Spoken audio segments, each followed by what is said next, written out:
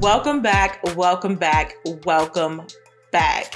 Welcome to season 3 of the Purpose Producer Podcast. I'm your host, Georgia Dawkins, and I'm so excited to introduce you to my friends in the purpose-driven journey. This season, you not only get to listen to the Purpose Producer, you get to watch the Purpose Producer. And that is thanks to my very first sponsor, ClearMix, a remote video production company. Fun fact and full disclosure, I happen to be the head of production at ClearMix, and I'm so excited to continue our partnership here on my show. Let's just jump right into our first interview of the season. I know this lady from way back when. She was a journalist. I was a journalist. So just go ahead and do the math on that. You may have seen her on the Jimmy Fallon show or Comedy Central. She's now a TV writer and comedian, and she's in one of the hottest writers' rooms in Hollywood. Please welcome Miss Chloé Hilliard to the Purpose Producer. So my name is Chloé Hilliard. I am, a former journalist. That's my foundation, and everything that I do stems from my years as a journalist and my training as a journalist. I'm always asking questions, asking why, engaging with people, putting myself out there. And so from the base of being a journalist, I became a stand-up comedian, which to me is just an extension of storytelling and audience engagement. And now also telling my story and my opinion, which is something you're not supposed to do if you're a journalist. But, today is a different day. There's no separation between opinion and fact. And so former journalist, stand-up comedian, book author of my first book, F Your Diet and Other Things My Thighs Tell Me. And now currently a television producer and writer. And so I have been on many paths and many journeys, and I'm always questioning what my purpose is, but it kind of finds me every single time when I question it, which is to continue to tell stories and lift people's voices up and share experiences that other people can relate to. And I think now that I'm working in Hollywood, my purpose is to showcase stories of African-American women like myself, because we don't really get to see ourselves as well-rounded, full-body figures, and not just the girlfriend next door, the sassy friend, the promiscuous big girl, whatever it is. I want to kind of demystify and get rid of those stigmas and stereotypes through my work. So that is the next chapter of my journey. I'm so glad you're taking up space in Hollywood and writing the narratives that are true to us. I think a lot of people kind of finally saw themselves in Natasha Rothwell's character on Insecure, and that was, the plus size friend. And it's like, why is she a plus size friend? Why doesn't she have more of a narrative? And we saw in the finale that they did give her more of a story, but we didn't see a lot of those. Yeah. And I think a lot of times when so there's some things that I've learned since being here in Hollywood. I moved here a year ago during the pandemic because stand-up comedy wasn't an option. Everything was shut down. I was trying to stay alive, sitting in my house. And I really thought, I've always wanted to go to LA. I've always wanted to work in television and film. And now this seems like this may be my last chance, because if the world ends, I don't want to, go up yonder regretting that I never gave it a shot in California. And so I packed up my stuff and I moved. And since being here, I've definitely engaged with people, African-American folks who work behind and in front of the scenes, in front of the camera. And I've learned something that we don't really think about when we are the public criticizing work, which is it is tremendously hard for Black and brown stories to be told in Hollywood. And by the time you see it, it's gone through a filter that isn't necessarily an authentic Black or brown filter. It's just a filter from network executives who want certain things. And so now I'm at the point now, even if I see something that I don't necessarily like, I know that whoever that person of color was who created that went through hell to get it made. And there's so many things that you have to concede in order to get your vision out there, or else they won't let you have any vision at all. And so I think that is something that the public doesn't really understand. And I'm not saying that we should say that something isn't good is good. I think we are very critical of things that we do get because we only get crumbs. And so I think sometimes some of those crumbs will lead to a bigger slice of the pie. But if we're always constantly shitting on those crumbs, then the powers that be will say, well, you weren't happy with the crumbs, so why would I give you more? And so it's kind of like a double-edged sword, where it's like in private, you'd be like, yeah, I didn't really fuck with that thing. It didn't really feel right to me. But publicly, it's like we have to kind of applaud every crumb that we get so that we can get more crumbs. And I know that sounds... No, that is serious. That is so important. Black Twitter don't understand what it was like to get through that executive of the executive so that they could just make it white. And in notes, like you get notes, like, I mean, you got to understand, like we live in our truth as people of color, and then we write a project that we feel identifies, our issues or the things that we want to put out there. And then it goes through the filter of someone who's like, has no context, like who has no understanding, does understand none of the references. And you have to kind of like prove your blackness or your expertise as like a woman of color to someone who isn't. And you still need them to say yes so that they can give you money to make your project. And so it's like at a certain point, you have to say, it's basically like you have to do what you don't want to do so you can do what you want to do. And a lot of people have a hard time with that first step because, it's the pride, it's the ego. And you really have to say, well, what is more important, me proving who I am right now to these people who don't care, or me doing what I need to do and be resilient so that down the line I can stand on my resume and then now no one can tell me anything. Nobody can say anything at all. I'm reminded of when I moved to Atlanta in 2016 to help create and develop a talk show for Black women, which we now know as Sister Circle Live. It lived for 3 seasons on TV One. Well, when we were developing that show, one of the managers at the time asked me, in development, what's the hardest thing about being a Black woman in America?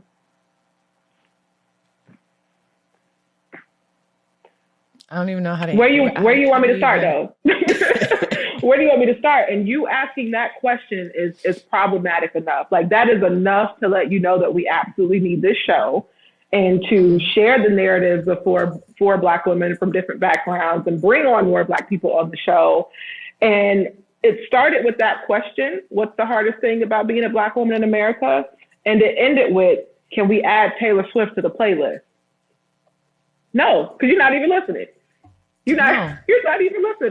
That doesn't even go with it. And I think a lot of times we engage people like that, and you have to take everything into context. I know we talk about like race a lot now, over the past couple of years, and not to say that race wasn't always an issue, but I don't think people truly understand that everything we do, if you are a person of color in America, everything that you do has to pass through the filter of whiteness and white supremacy and also patriarchy and misogyny.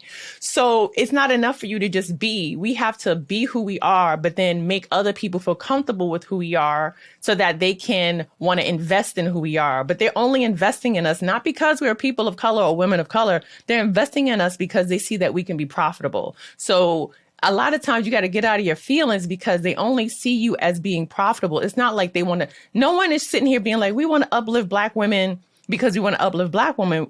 We want to uplift Black women because that's the thing that everybody is talking about right now. And let's get in fast so we can make some money off of Black women before our competition invests in Black women that we should have grabbed up.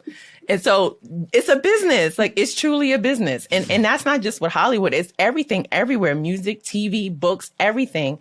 We are a commodity. And I think once people understand that that's how we're viewed, not necessarily as a person, but as a commodity, as a possible profit margin, then it makes you get out of your feelings like, oh man, they're racist. Like, okay, we know they're racist. Okay, next.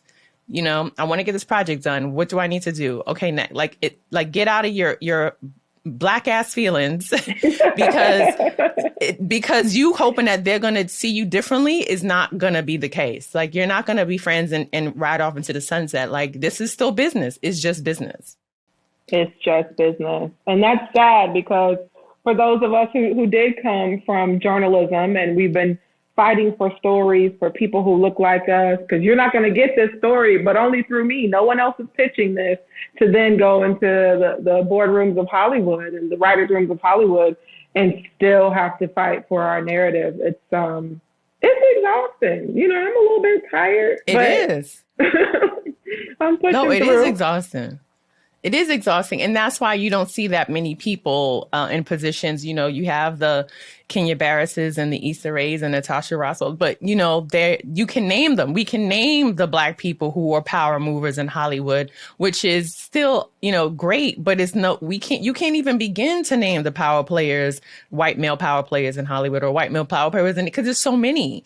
And so I think a lot of times we're very critical, and you have to understand that for every Black name that we know that's a household name, especially a power player, there are hundreds who tried and could not.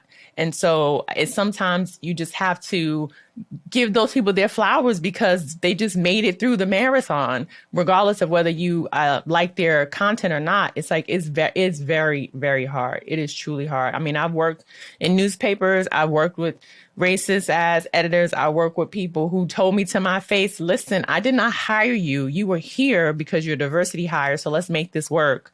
When I was working at a women's magazine, and it doesn't end. It never ends. I'm glad that you brought up writing, because I just think it's so funny. All of the possibilities you can do with what you can have with a journalism degree. And when I met you, you were working in print media in New York. I think you were an editor at the time. Was it the Village Voice, 2008? Yep. Okay, perfect. And you've also written for Essence and Vibe and King and The Source, and that is no easy feat. Can you talk to me a little bit about what it was like to navigate your career in those newsrooms? You know, yes, I've worked at the Village Voice, which is, you know, a prestigious independent newspaper with storied history and so many great writers. And it was an honor and a dream for me to work there because it was, you know, considered like a prestigious journalism newspaper. And I would do investigative reports and spend 3 months on the job. And it was a investigative reporter's dream. But I have to be honest, the place that shaped me the most was when I worked as an intern, and then after that as an editor at The Source magazine. And I tell people this and they're like, really? When I worked at The Source, I worked with the most incredible group of journalists I've ever worked with in my life. Wow. And I think that a lot of times we think about like hip hop journalism today, which is really a more polished version of like blogging. But before blogging, there was still hardcore hip hop journalists who did reporting, who checked sources, who checked facts. And I worked with a lot of them, and a lot of them now are documentary filmmakers and producers. You know, so many, they won awards for their works, and they're showrunners and creating shows here in Hollywood. And I always look back fondly because it was a space where everybody looked like me. We didn't have to code switch. You could say if something was whack, you say, yo, this shit is whack. And nobody got their feelings hurt. They understood. And it was a very honest place where whack. Chloé, what's that? What's whack? What's whack? I know, right? Like, what do you mean? Like, oh, you can't talk like that. You hurt people's feelings. Like, what's that? No. And so I just got to see people who were really good at their craft and who really loved the culture and who really wanted to showcase people of color and tell our stories. And, you know, I think people hear The Source and they think just music, but The Source really was built on music, culture, and politics. Right. And so when you look at the magazine at its heyday, it had full sections. There was a full political editor who wrote about politics and things that we need to be aware of. And I think we kind of really don't have that. We don't have a publication or a source that like a media source that really engages us on all the aspects of, you know, politics, life policy, lifestyle, everything that we deal with in today's culture. And so that's like the fondest memory I have of working in journalism was my time at The Source magazine. I mean, it was a mess. Like, there was a whole bunch of other stuff. But the core people who worked, the people who wrote and who edited, like they were tremendous. They were absolutely tremendous in me and me becoming the journalist and the critical thinker and the representative of the culture that I try to be right now. That is so fulfilling. I mean, I'm thinking about the first time I got to work with a majority Black staff, and I was so empowered. I changed my hair every week. I was like, what? I don't risk confusing anybody that I am still who I am. And I remember going to my showrunner at the time, a Black woman, and I was like, hey, I'm gonna change, my hair gonna be different on Monday. And she said, you don't have to do that here. And I was like, what? This is amazing. Like, even just, I was a little embarrassed. I was like, I can't believe I just told them to change my hair. But also, I have been so restricted in these environments where I could not be my full self. And it took a Black entertainment show for me to get to that level. Creating video content is hard, but it doesn't have to be. With ClearMix, we deliver content in weeks, not months. This means that you can create a collection of professional video assets for your company in no time. Instead of expensive studios and cameras, you could film wherever you are with equipment you might already have, like HD webcams or cell phones. Don't enjoy filming? We got you. A ClearMix producer will jump on the line and frame your shot and guide you through the entire shoot. This recording is streamed directly to one of our awesome editors who will take this content and make it pop. They know your brand and they know your story, and they will take out the best sound bites and turn it into a piece of content that you'll be eager to share. And then you can use it, from embedding it into sales emails or on social media. ClearMix has you covered. So yeah, video used to be hard, but not anymore. ClearMix wants to bring excitement back to creating video, making it easier and more accessible than ever before. We want you to win with video. Let's hit record.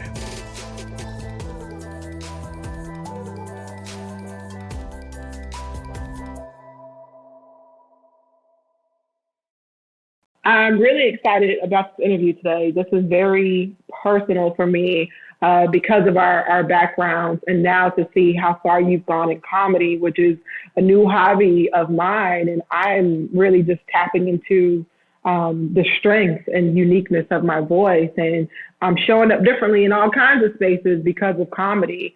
So I'm wondering, how has comedy helped you tap into your power? So comedy wasn't a passion of mine. It wasn't even something that I thought about. But when I look back on my life, it was present so early on that like the universe was like, eventually, girl, you don't know it yet, but you're going to be on the stage. And so I was an awkward kid, an only child. You know, I have a brother, but we're 15 years apart. So basically, I grew up an only child. And I was very quiet and reserved. And I grew up in a Hasidic Jewish neighborhood in Brooklyn, New York. I was a social misfit. I got bused to like a public school where like pretty much like the Cosby kids went, like it was an affluent African-American community. And all the kids, the parents were like scientists and lawyers and doctors. And, you know, my mom worked in retail and my dad was like a chef, you know, so it wasn't, you know, I didn't come from like a really wealthy family, or, you know, we were kind of like working class. And so I was always reserved and to myself, and I got teased tremendously. I got bullied so bad, so bad. And as I got older, I remember like my first memory of stand-up comedy, every New Year's on HBO, they would show a marathon of Def Comedy Jam. And from the age of like 12 to like 14 or 15, my mom would let me watch it. Even though it was cursing, she was like, yes, no, you could find just, and I would stay up late and I would just watch all these episodes of Def Comedy Jam. And I didn't really understand what they were talking about, but I just knew some things I get, but I just seeing people command the stage. And then fast forward, I'm a journalist and I'm still like loving journalism, but then it was the age of aggregation, right? And by this time I was a managing editor at Vibe magazine and Vibe.com, and we had to do double duty. So I'm working on the .com and the print, and I'm working on SEO and engagement, and I'm being told I need to do 30 stories a day to get how many views and clicks. And it was like madness. And here I come, a journalist who used to do investigative pieces, and now I'm being told to copy other people's work and then put it on a website. And I'm like, this goes against everything I stand for. And so I was burnt out, and I decided to take a stand-up comedy class because I wanted to transition to on-air talent. And that was the only reason why I took this class, is because I wanted to be comfortable in front of the camera. Now I can speak and I can get up and give a lecture or whatever, but I just wanted to be engaging and funny on camera. And at the end of the course, you did a graduation show. And I did the graduation show, and like so many of my friends and family came because they were like, we have got to see you perform. Like, we cannot wait. And it was the first time where I was able to say how I felt about things, because I had been trained to be a journalist since I was 15 years old. Like I was at the NYABJ teen workshops, like like, like doing like, mock newscasts and everything. Like I was a journalist. That's NABJ like, baby. That's a special term for those listeners and those watching the video. And NABJ baby is like an OG, and you better not try them because they put in the work. So yes.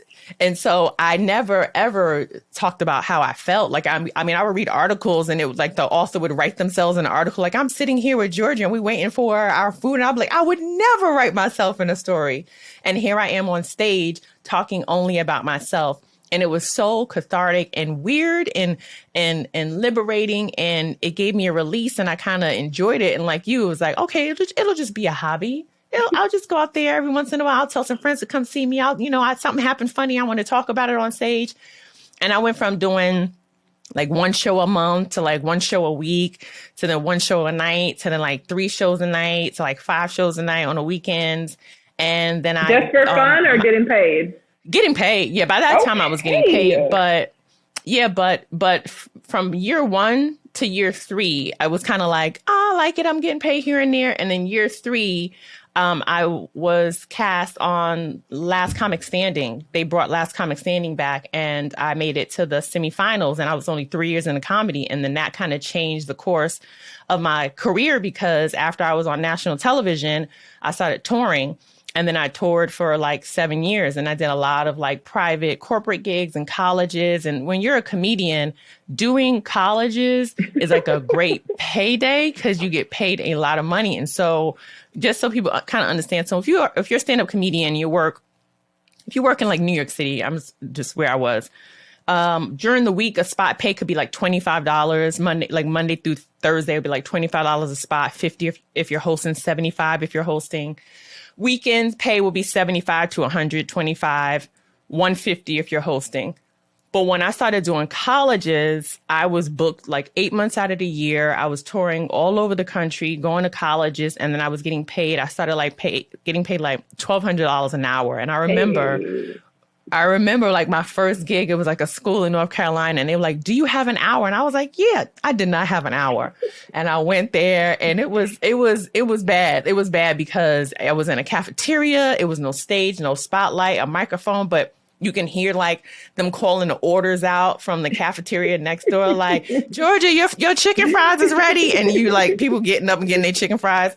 I was sweating and just like, I just barely got through it. And I was like, all right, I have to do better. Like now I'm like in it and I'm going to be in it and I really love it and I'm going to make it work. And it really just put me front and center. And it made me, especially as a bigger woman, it made me realize that I needed to embrace who I was from head to toe, be out there in the spotlight, which is so different from being out of the spotlight when you're a journalist.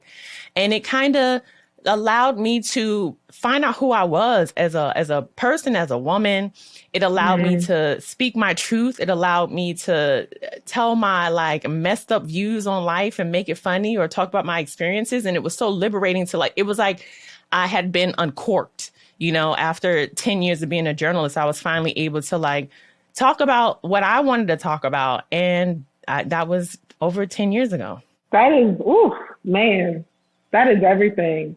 That is everything. That's so fulfilling to be able to like stand in your truth and finally tell your story. I think for me, it was my book. I published my book in 2018 and people kept saying it was funny. And I was like, I wasn't trying to be funny. Why y'all laughing? Yeah, that's the best part. That's how you know. It's just like, that's how you know it's innate to you. Like, even in conversation, people are like, you're so funny. I was like, I'm not even trying. This is me just saying what I think. And then that's what I started thinking, like, oh, I kind of see things a little bit differently or I express them differently. And I need to embrace that versus trying to conform to let other people understand me. And so, I mean, listen, that's great that you listen, you're a self-starter. So there's nothing you can't do. Making it up as I go. All right. So now I want to talk about you as an entrepreneur. I know that you have published your comedy album, you've published your book, you have your late night podcast as well, or your late night web show. I'm wondering, how has it developed those skills of an entrepreneur in you? So I have always been an entrepreneur. When I was in college, I started like a clothing line. and I would go out and I would make clothes. I was sewing and tie-dyeing, and this was like the bedazzle. This is like the bedazzle era. So everything was like rhinestones and like every sewing and stitching and patches and everything. And so I started a business, a clothing company, and I had a tax ID number and everything. And I was still in college. And my accountant was like, listen, you can run this business, but you're not going to get any more financial aid because you run a business. So if you want to run a business, you can, but you're going to have to pay a lot of money to keep going to school. And I was like, yeah, I'm gonna shut this down because I don't want to pay taxes. But I always had an entrepreneurial spirit. It's like, if there's a problem, I'll figure it out and I'll make it work. And honestly, I think a lot of times we want to be our own bosses, which is great. But sometimes being your own boss is a seasonal thing, and you're doing it for a season so that you can learn new skill sets. So then when opportunities present themselves, you know how to arise in that occasion. And so everything that I've done from my own podcast, from my late night talk show that I started during the pandemic, Chloé Across America, which I was producing and booking and doing the graphics and everything with my amazing producing partner, Tim Moore. Nice graphic. Yes. Nice graphic. Everything. And so it was me. It was a 2-man team, me and my dear friend, Tim Moore.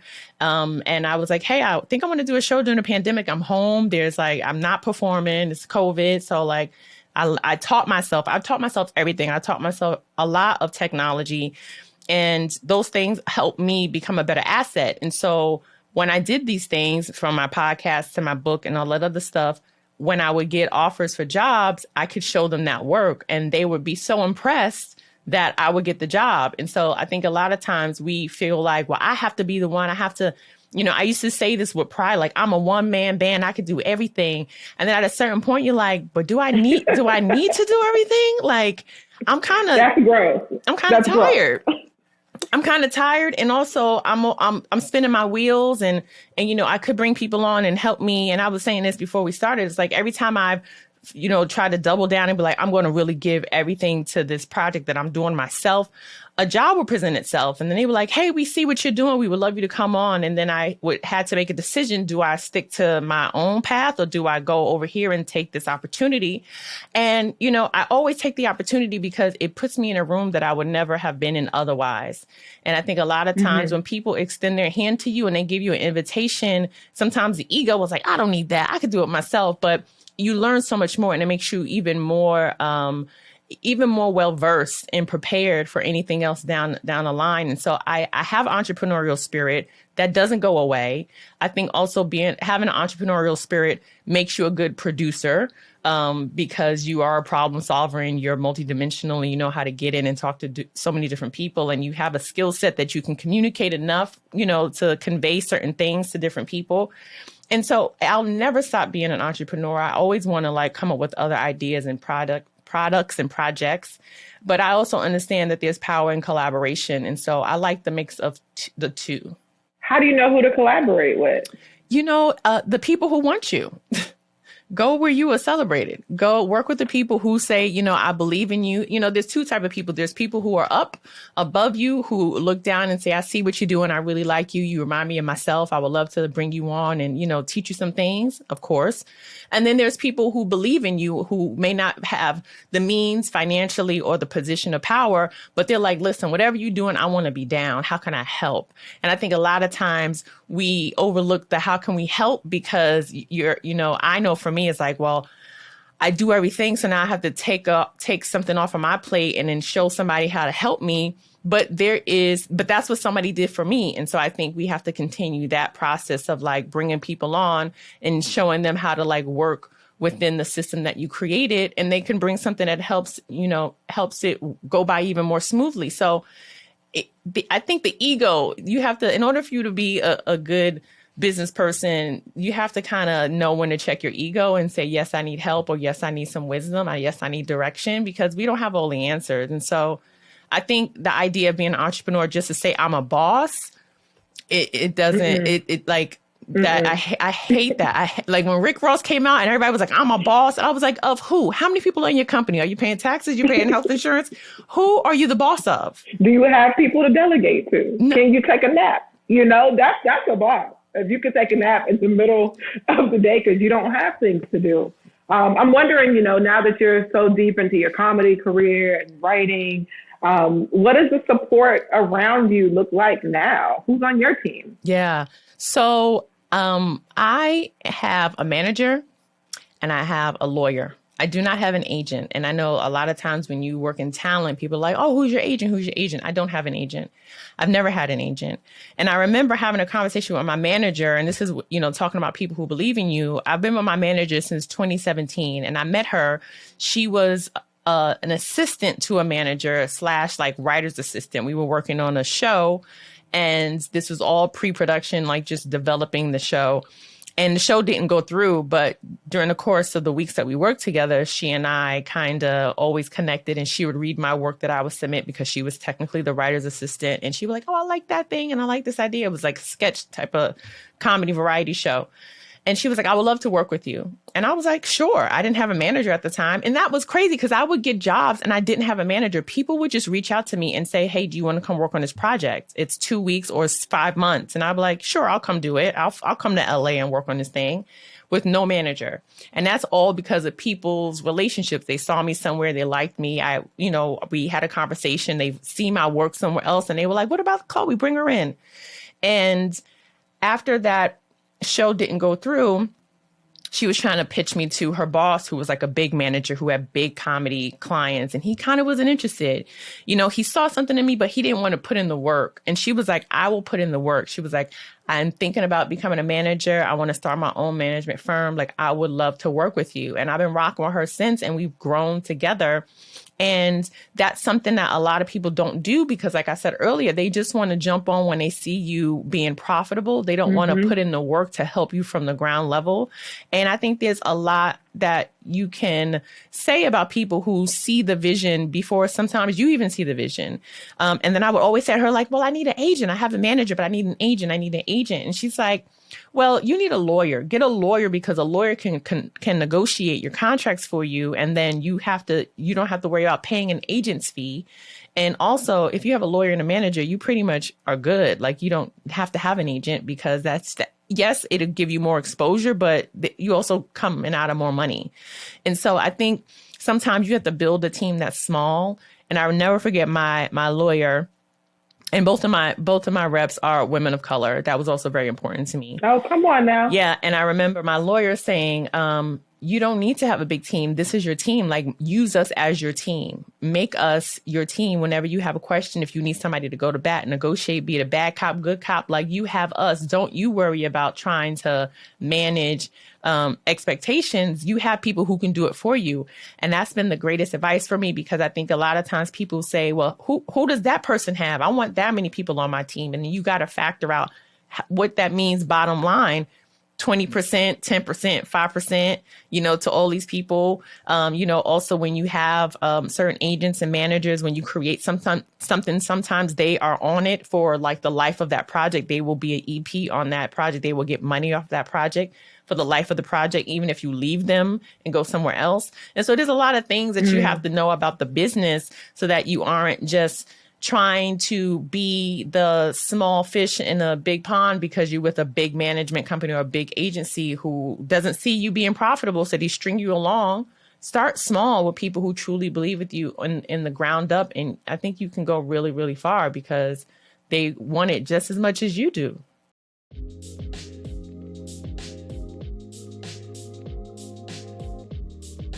Hi, my name is Georgia, and I'm the production manager at ClearMix. I've worked in production for about 15 years. I've worked in television genres including morning news, evening news, reality TV, entertainment news, you name it.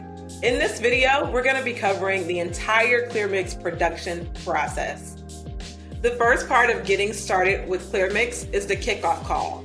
That's where we invite you and your team to have a conversation with us about what you want to see in your video.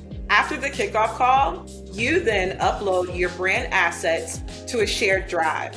That way, we can start the animation process of your brand assets before we ever start recording. Then, you introduce us to your guest. We take over scheduling and the shipping of our studio in a box. The studio in the box includes this web camera, a microphone, and a ring light. During the recording, we film you in the ClearMix studio. It's our online platform for video recording. When your guest logs into the ClearMix studio, they will be greeted by a live producer, like me. We help frame your shot. We also help you set up your web camera, your microphone, and your ring light. The average recording at ClearMix takes about 45 minutes. Yes, 45 minutes. And that's including about 15 minutes of setup and 30 minutes of interview. After the recording is finished, our editors add your brand animations and get you your first draft within the first week. During our review process, you communicate with our editors directly. That way, we can ensure that you get exactly what you want. We then upload your finished video to the ClearMix library. The ClearMix library makes it easy for you to share the video or embed the video in your sales and marketing content. The ClearMix library allows you to create a landing page. You can even embed your videos or GIFs from your videos directly into your sales and marketing content.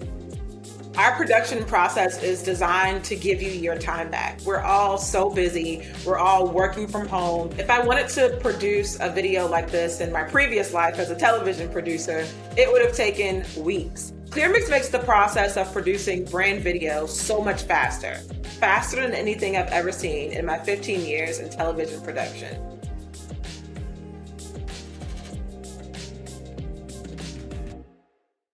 I want to move on to your book, Fuck Your Diet. I absolutely love the marketing that you did for it. And all you did was be yourself. Like, you really put your body and your story out there. Talk to us a little bit about that book and what that experience was like for you.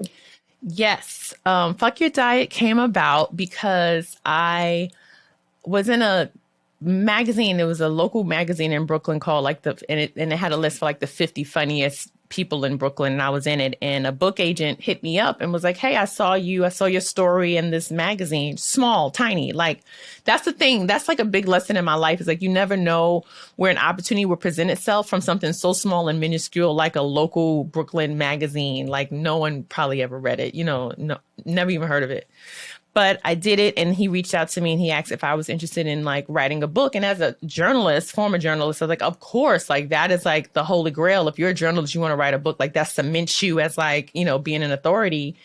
And then I had to decide, what did I want to write about? Because I didn't want it to be like a voyeuristic or like just super tongue in cheek book about like my exploits in life with like no heart and no meaning and no facts or information.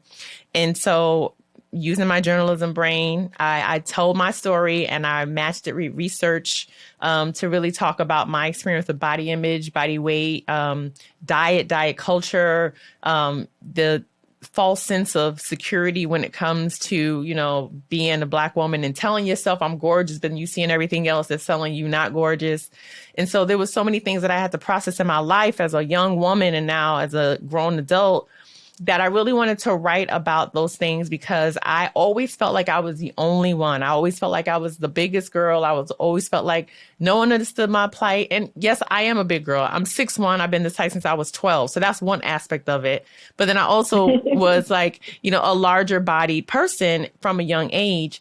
And I just really wanted to like tell myself it was okay to move past like the pressure to be something that I could never be. I was never going to be a size 2, and I needed to come to terms with that. And so I wrote this book mainly for myself, because I needed to tell myself it was okay. And I also used facts and information that proved there's so many variables that are out of our control when it comes to food and diet and health in this country. And I think with COVID, everybody started talking about pre-existing conditions.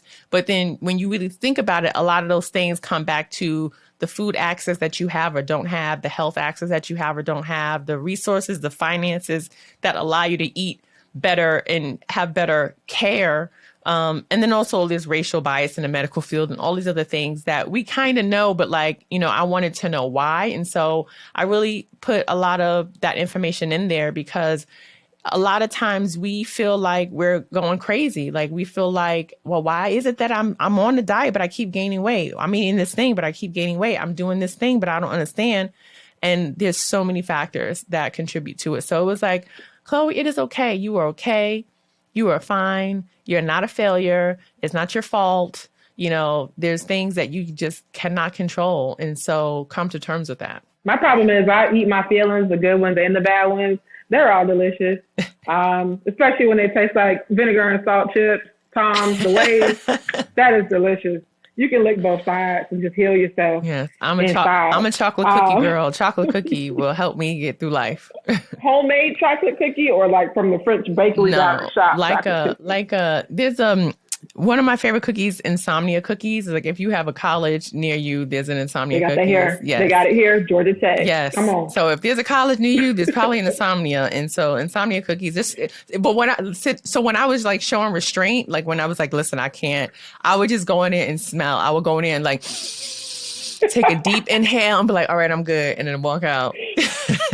My new thing is ordering a dozen cookies from a vegan cookie shop, Black owned, that makes me feel better. That's 2 check marks. Yeah. I'm only paying for the sugar. Yeah. That's my favorite part. And that's the other thing, you know, it's like, it's okay to indulge. I think that's the thing. It's like, we get so like restricted. It's like either all or nothing. And that's the other part, like what I talk about in the book. It's like, it's about balance. And it's also about learning how to talk nice to yourself, you know? So if you're eating something and you're hating it the whole time and you're talking negatively to yourself, your body reacts to that. It holds that in. And so now, you know, I really have a balanced and healthy lifestyle because I allow myself that cookie, but then I also have a real conversation with myself. Okay, girl, you know, you ate a cookie. So that means tomorrow you got to walk 5 miles. You got to go out. You got to be active. You got to work out.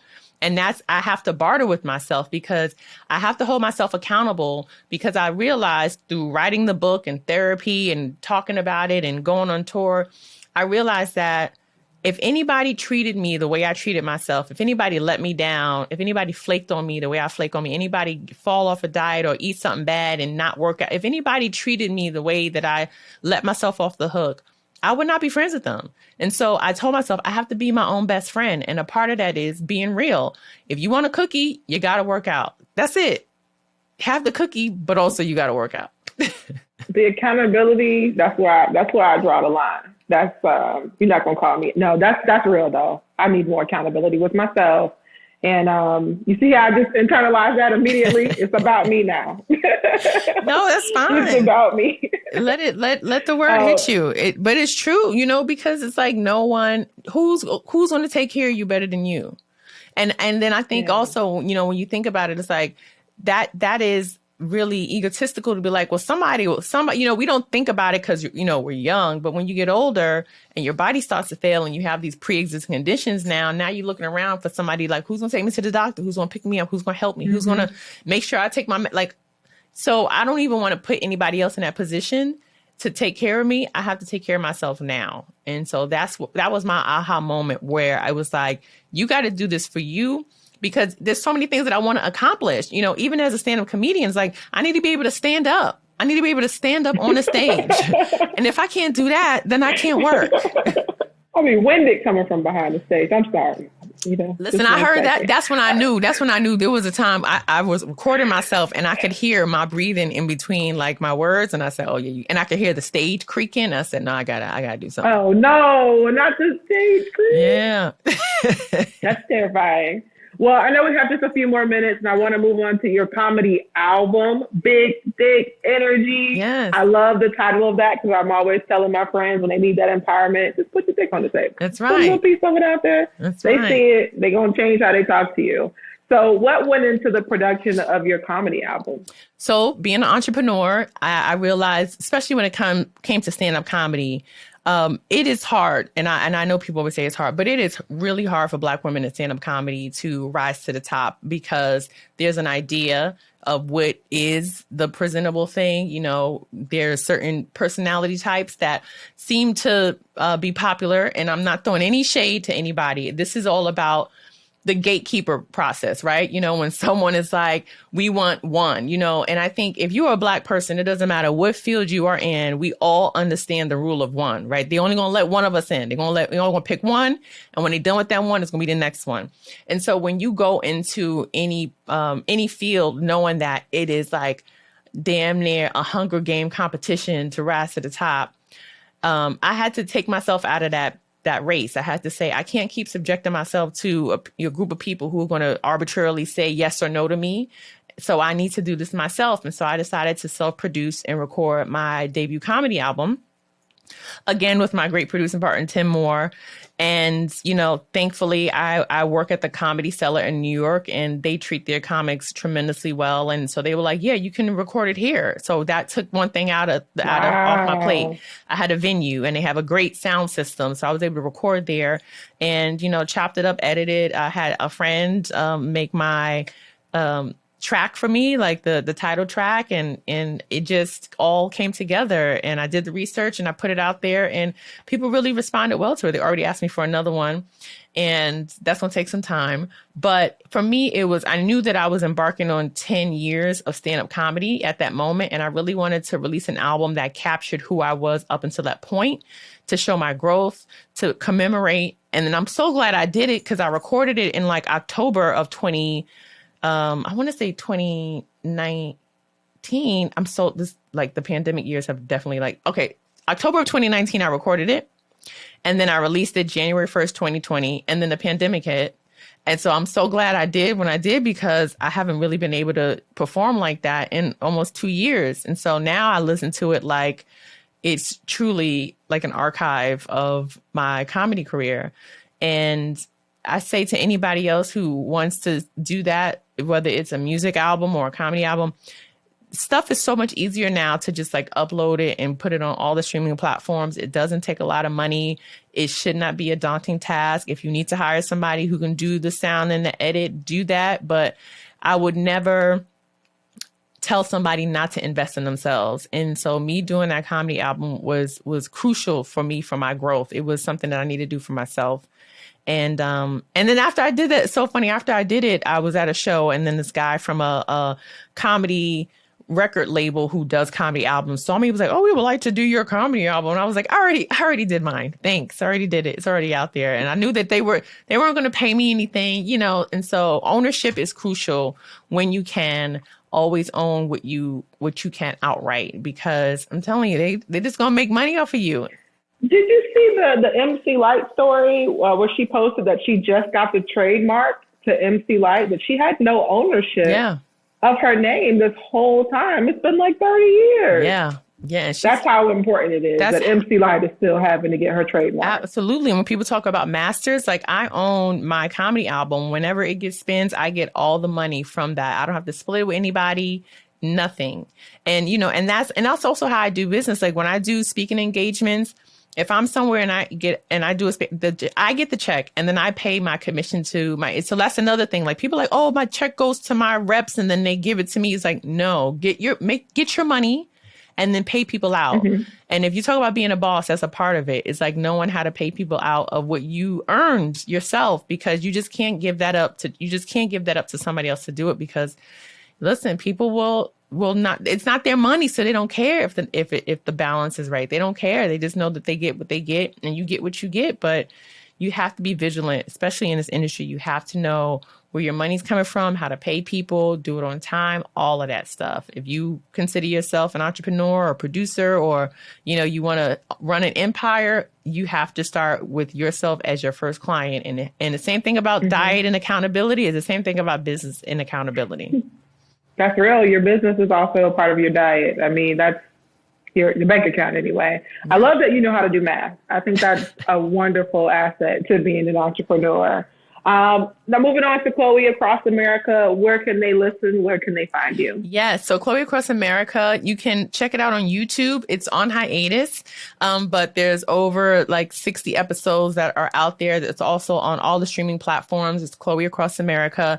And that started as, a late night talk show. Again, it was like I was sitting at home being like, who's going to give me a late night talk show? Probably no one. Not now, because they don't know who I am. So let me do it myself. I got a StreamYard account. I learned how to do streaming, and put it out there. And I started doing it 4 nights a week, which was a lot by myself.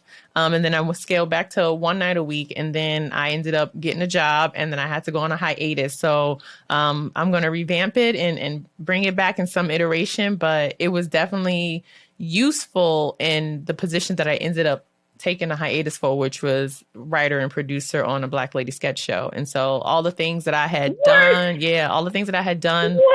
led me to that point. That's incredible. That's one of my favorite shows, so I'm geeking out right now. And I love me some Robin Thede. Yes. I hope to have her on the show. I'm just putting that out in the atmosphere because I'm definitely fangirling over her. I'm so excited for you and the mark that you're leaving on Hollywood, that you're making in Hollywood. So what can we expect from you next? Yes. Again, when we talking about planning and having a plan, and I did not plan this. I had never really conceptualized me coming to Hollywood and being a writer and producer. I was still pushing myself as a comedian, which means that I would have been pushing myself as talent. And that's great, but there's so much more power when you are behind the scenes, when you can create, when you can sell, when you can pitch, when you can direct and showrun. And so I think that is going to be my path. And so I have some projects that I'm working on, things that I'm pitching and scripts that I have to write. And I truly feel strongly that I will be creating content that caters to women like us who don't feel seen, who don't see ourselves reflected back to us authentically.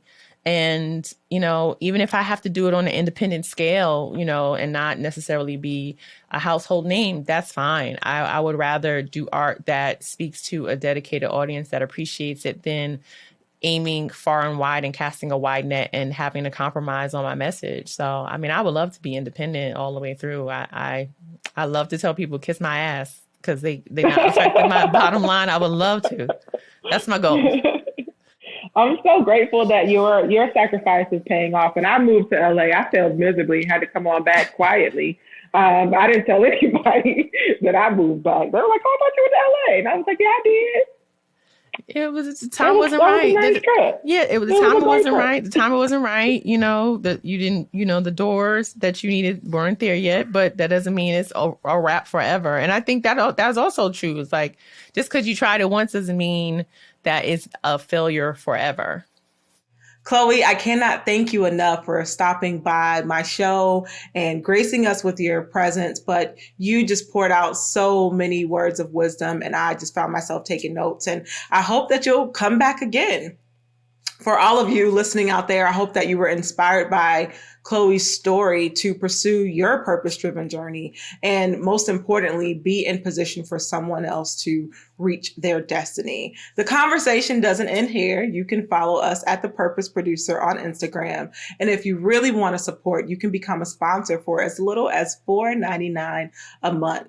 And if you really got that swag, just show us and stop by the Purpose Producer Market and get your t-shirt. Take a picture and tag us. Until next time, let purpose be your guide.